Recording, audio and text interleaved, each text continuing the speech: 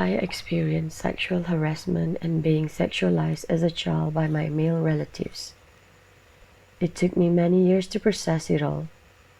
My family lived far from my dad's relatives, so each year during the school holidays, we would balik kampung.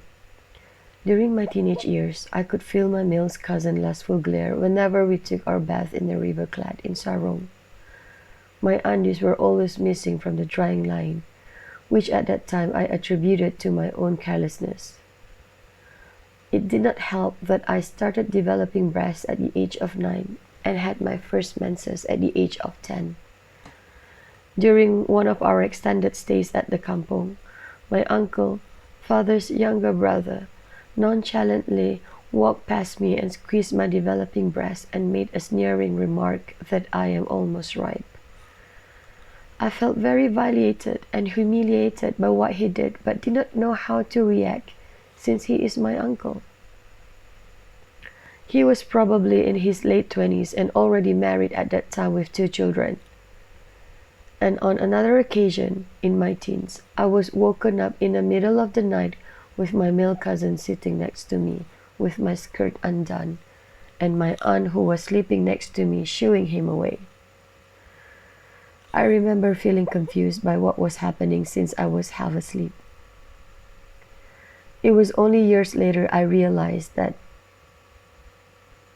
what had or could have happened if not for my aunt's interference. She never talked about the incident after that, as such topic is a taboo in our culture. I must have blocked out some of those painful memories out of my mind, as I do not remember much. What I remember most, apart from being touched inappropriately by my uncle, was that whenever I went back to the kampong years later, he would still give me this lusty look and making comments on whether I'll have lost weight or anything about my physical changes.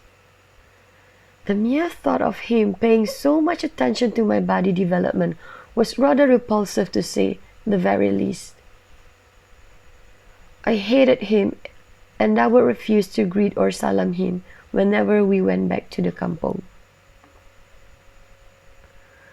He is now an imam at the kampong mosque, and it sickens me to think about the fact that he thinks he can hide behind his religiosity. He may have repented, or maybe he has forgotten about it, as it was only a nonchalant squeeze on my breast, but I still carry this hatred for decades. A few years ago, one of his sons died of cancer at the age of 24. I actually thought to myself that I will forgive my uncle for what he did because I empathize his loss. I was talking to my therapist about the forgiveness, and what she said struck me. She said that we have been conditioned by our culture and many religions that forgiveness is a virtue, the only way to move forward. But forgiveness means absolving whatever that the perpetrator did, that it was okay for him to do what he did. I realized she was right. I then decided that I will not forgive and forget what had happened, but I will move on and have peace with myself for all the violations that I have experienced. And I have to remind myself that was not my fault. I shall move forward by contributing towards raising awareness about sexual harassment and assault, and to be more empathy towards other survivors like myself.